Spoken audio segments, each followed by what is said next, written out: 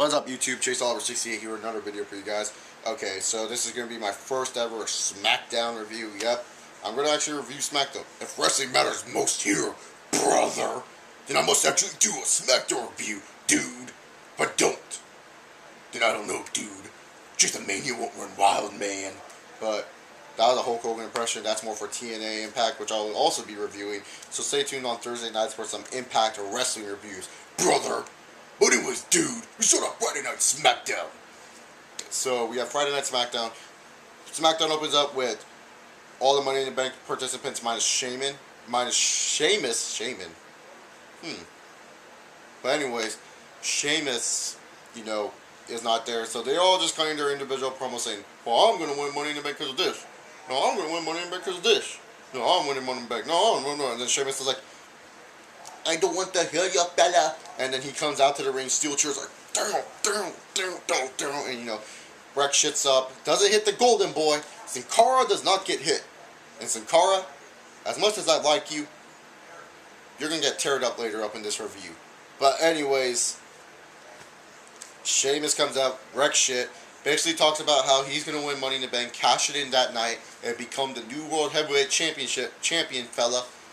And he talks about how he wants revenge on Randy Orton for punting him in the head, and it makes sense. The way they're booking Sheamus right now, it seems like he's a clear favorite to possibly even winning this Money in the Bank ladder match.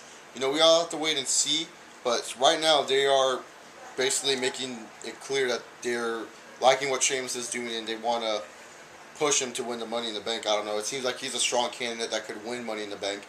But after that, we have Christian come out. Christian basically tells Sheamus, hey, Sheamus, you're a moron. Basically, what you did for me helped me. When you ripped up that contract, my legal guys, talked about how his legal guys fucking looked through the contract. And now, if Randy Orton gets disqualified, if somehow Randy Orton gets disqualified or there's bad officiating, I win the World Heavyweight title. So thanks, fella. You don't know how to read, though. You know how to fight, though. And this leads to Sheamus counteracting. And then it's not a SmackDown opening without holla, holla, player. Now, Sheamus, I know you want revenge on Randy Orton. Now, I know that it can't be for the World Heavyweight Championship tonight. But, however, I can set up a match. So, tonight on Friday Night Smackdown, it will be Sheamus versus Randy Orton in the main event, player. Holla, holla. So, basically, that was what Teddy Long did. Cool, Teddy. Thanks. So, Teddy announced the main event of the night. We got Sheamus versus Randy Orton later on tonight. So let's move on. The first match we get is Daniel Bryan and Ezekiel Jackson, the Intercontinental Champion, versus Cody Rhodes and Ted DiBiase. And so what happened was basically standard tag match, different superstars. Normally Daniel Bryan's teaming up with Sin Cara. It was okay, nothing too special. Ted DiBiase got the pin over Ezekiel Jackson thanks to help by Rhodes in the end. What more to say? Ezekiel Jackson gets pinned by DiBiase. Maybe they'll set up a type of match between the two at Money in the Bank, who knows, for the Intercontinental title, just to get Zeke to face someone else. But DiBiase gets a win there, and I'm proud DiBiase got the win because, really, when was the last time I seen DiBiase win a match? I really can't remember. If it did happen on SmackDown sometime, I must have not been paying attention, because I do not remember the last time I sat down and watched SmackDown and seen DiBiase win a freaking match on here. So, or get a pin, basically what I'm getting at. So, that's about it for that. Now we move on to AJ Lee versus Tamina. This is a better, Divas match than what we normally get. Not like a classic. It's just a pretty good match to watch. Sit there, look at two good-looking divas and enjoy. But we have AJ picking up the win by a roll-up, and I don't get why the SmackDown divas, they're not featured on Raw more and having matches with some of the Raw divas. I mean, it's obvious that the brand split doesn't mean shit, because you really don't you don't really have that much attention to have the brand separated. You don't really care. So why don't you have some of the SmackDown divas or some of the Raw divas come out so we don't see the same diva matches all the time? And why isn't Natalya wrestling? I don't know, but so AJ picks up the win. Like I said, pretty good match. Oh, and Tamina and Alicia Fox had some altercation, and was just an altercation. They were mad at each other. Then we get Mark Henry, my boy. And Matt Striker's just basically nitpicking him, saying that, oh, you have all these lawsuits against you, you have to do all this, you have to do that, blah, blah, blah. And Mark Henry's like, bitch, I don't care. I'm going to kick some ass tonight. So Mark Henry basically says he's going to kick some ass tonight. That's his job. That's what he wants to do. I'm loving this heel Mark Henry. They're actually doing Mark Henry as a right heel, giving him good mic time, and making him look dominant instead of this goopy face with it dressed as a Kool-Aid man. That was just weird. But anyways, we move on from that segment. We get another match: Jinder Mahal versus Trent Beretta. Great Khali was on guest commentating. Oh yeah, oh yeah. Now Khali, all you have to do is talk slowly, sucker. Booker T trying to teach Khali how to talk. Okay. But anyways, this was another match just to show off Jinder Mahal, make Jinder Mahal strong, I guess, like build him up, beats Trent Beretta, end of story. Jinder Mahal wins. Nothing more to talk about on this match. So we move on. We get Kane versus Mark Henry match that was announced earlier. Kane versus Mark Henry was actually a pretty good match. The two seem to work well together. I think Kane and Mark Henry like working together because they seem to know how to work well together. You know, both men hit their finishers in the match. Kane attempted to chokeslam Mark Henry through the table, which was a pretty cool spot. I kind of wish there was more of the aftermatch.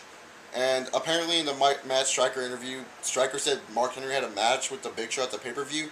I'm not 100% sure on that, but if that's the case, I guess they're finally putting on this card, which would be fine with me. I wouldn't mind it whatsoever. But Big Show and Mark Henry might have a match at pay-per-view. I just wish there was more of the aftermatch. You know, maybe Mark Henry putting Kane through a table. Maybe Big Show coming out, but I was surprised there was no Big Show coming out. But it is what it is. Mark Henry gets a clean win over Kane, and a pretty good match. So we move on, and this is when I said I was going to rip on Sin Cara. I am. Now, if you guys do not know, Sin Cara is one of my favorite wrestlers currently. You go on my top 10 current paid wrestlers list, I'm pretty sure he's like 6 or 7. I'm not 100% sure. And I liked Sin Cara before he was entered in WWE, when he was called Mystico, and I enjoyed some of his CMLL work. That's why he was on my list. So just to clear that up to you guys, if you ever see that, it's not because I'm jumping on the Sin Cara bandwagon. It's just because I always liked Mystico as a superstar, and pretty much that's about it. But, you know, I saw this match, and I'm like, Sin Cara versus Tyson Kidd, this seems like a good match, you know. Tyson Kidd's a pretty good technical wrestler, can work a Sin Cara style match, but this match, Sin Cara botched it up. And the referee botched it up. There was too many botches in this match. Like, I don't know if these two couldn't get together, but Sin Cara and Tyson Kidd both did their fair share of messing up, mainly Sin Cara than Tyson Kidd, that's for sure. Sin Cara seemed to botch it up that match. You know, when it came to his finisher, when it came to a takedown that he failed executing, you know, Sin Cara did not look good at all. I don't think Tyson Kidd and Sin Cara should ever get in the ring together, because I don't think that would be a good idea. Because, like, unless they find out to work with something else, I don't know. But that match was just not that good. Sin Cara wins with his split D rock bottom. I don't know what that's called. Someone put that down on the comment section. I'm so confused on that move, but it looked bad. And the referee, he messed up. There was a spot where Sin Cara has Tyson Kidd down, and the referee tapped him at once, twice, 3 times. Tyson Kidd kicks out, and Sin Cara's like confused because he thought it was a 3 count because he heard 3 taps, but the referee's like 2, and Sin Cara's like, and then the referee's like 2, and Sin Cara's like. And I'm surprised Sin Cara did not try to hit the La Mystica on Tyson Kidd. But the way how they were doing the match and how botchy it was, I would have not liked to see the La Mystica. Kind of disappointing, but hey, when you're with Triple H, you're all good. Sin Cara is all good. He's in the driver's seat. I mean, you're under Triple H's wing now. The gamer, Triple H likes the Sin Cara. So don't worry, you're fine, Sin Cara. So Sin Cara picked up another win. I'm surprised they didn't make a big deal how Sin Cara lost to Christian last week, but hey, I guess they're trying to like hide that fact. Maybe when he loses that pay-per-view, they'll finally say, Sin Cara finally lost a match.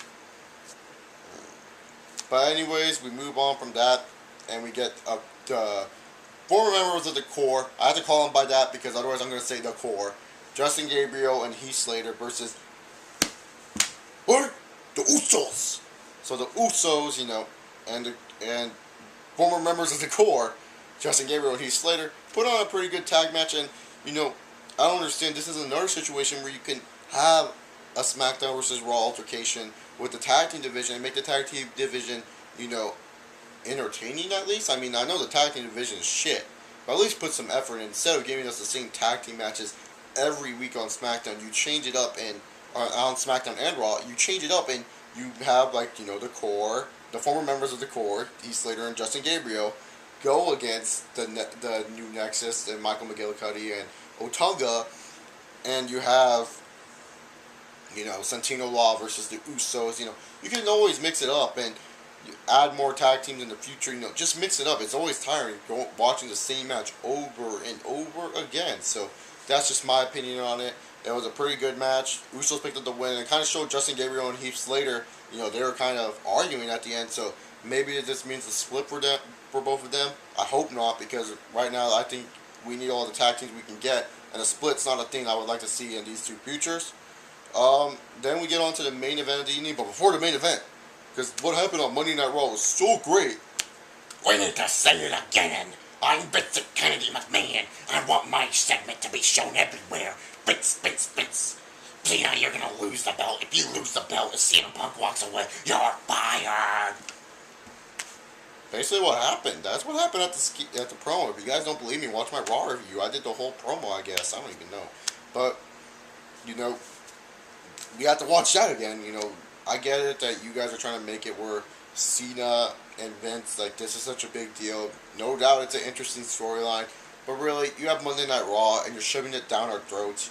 You're trying to promote Raw, than you're trying to do for the SmackDown show, which kind of kept me on and off, That's just me. But anyways, so after we see Vince basically see the recap of Vince and Cena, we get the main event of the evening, Randy Orton and Sheamus. And I gotta give credit, Orton and Sheamus before, if you guys watch my older videos, I always said Orton and Sheamus really didn't know how to click in the ring. They don't really seem to have the in-ring chemistry with one another. But this time they actually did a pretty good job with that in-ring chemistry.